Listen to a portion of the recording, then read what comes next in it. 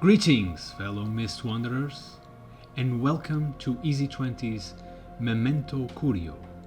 My name is Luis, and I will be acting as a Dungeon Master and narrator in these bite-sized Dungeons & Dragons playthrough videos with a group of friends of mine, following the campaign Curse of Strahd. Now, first of all, let's get some things out of the way.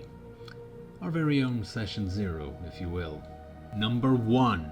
The group was composed by 5, and more recently, 6 players total. It's a lot.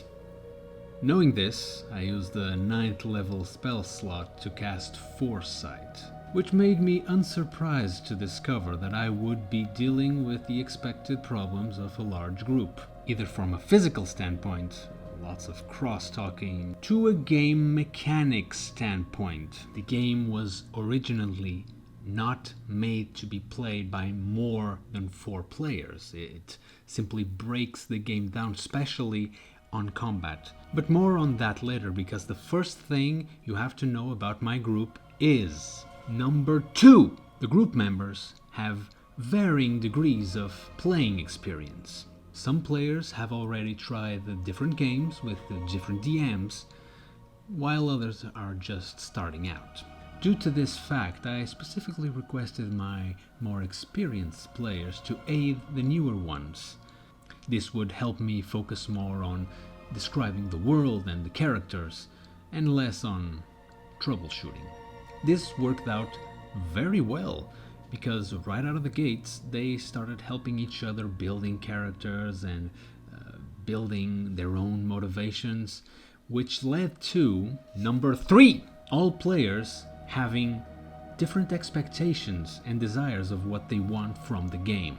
And this will even become more noticeable as the game goes on. They were warned that given the horror nature of the story, the game would be more based on exploration, mystery, and role-playing, and much less on combat, like ordinary D&D games do.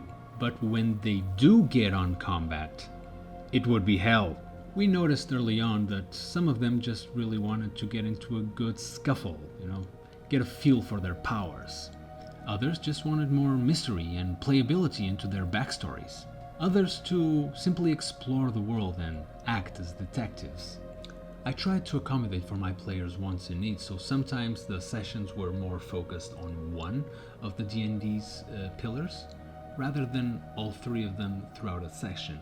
And that is because number 4, due to time constraints, most sessions are 2 hours long only. This actually helped my players not feel as tired as they do after a 4 or 6 hour session. It's been working so far, but on occasion we do make some sessions a bit longer.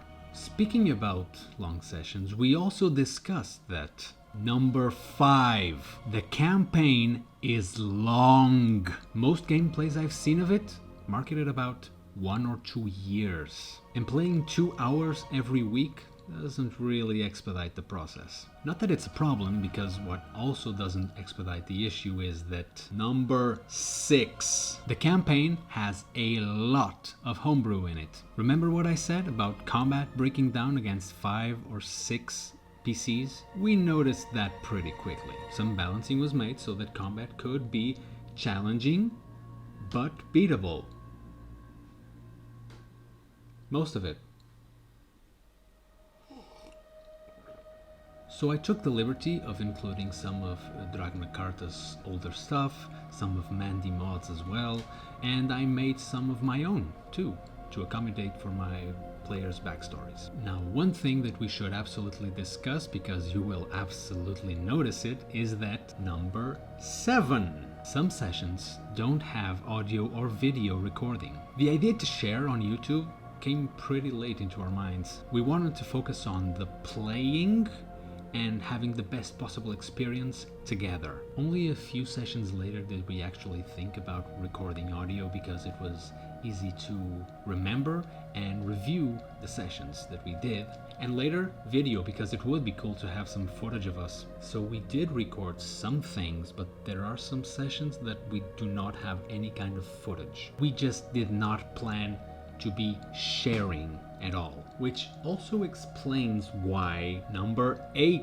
both our video and audio recording are really not the best, or even close to it. You'll notice this whenever we change to our play cam. We'll try to make this a narrative experience with some of the best moments caught on cam. Over time, we do want to improve our videos and our audio. This is actually one of the reasons why we prefer to do short, bite-sized videos instead of fully fledged playthrough campaigns like you see on Critical Role, for example. Number 9, language barrier, ou barreira linguística. We're 5 Portuguese guys and 1 Ukrainian lady who will appear later in game. We started out just speaking Portuguese, but when she came in, we started to mix up between Portuguese and English. We were actually pretty happy with the arrangements we've made so far because we can force ourselves to practice our English,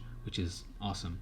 But even if we don't, even if there's some sort of miscommunication, we can also return to our home-based language, our native language, because she also understands it very well. So we're very sorry if at any point you notice any of us butchering your language. It is to be expected, just as the fact that 10, we're doing this out of fun. We want to share these videos to get other people encouraged to play or to share their own videos. Although it is the same campaign that we might play, the cool part about TTRPGs is that you have all the freedom in the world to do whatever you want in the world that you are in. So even if it's not what you would expect from a horror story, it's my player's story, and it's a story worth telling to whomever wishes to listen. Having that said, I really hope you enjoyed the content that we'll put out. And Strahd von Zarovich wishes to get down to business.